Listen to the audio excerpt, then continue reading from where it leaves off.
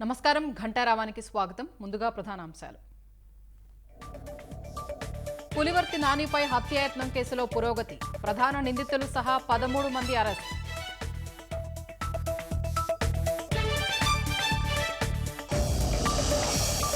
కాసేపట్లో ఈసీ ముందుకు CS DGP. Polling హింసపై వివరణ ఇవ్వనున్న ఉన్నతాధికారులు.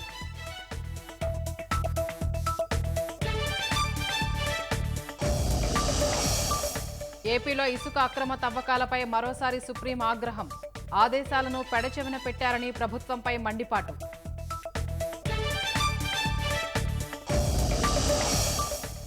అనర్హత వేటు కక్షపూరితమన్న ఎమ్మెల్సీ జంగా. బీసీ వర్గాలపై చర్యగా భావిస్తున్నట్లు వెల్లడి.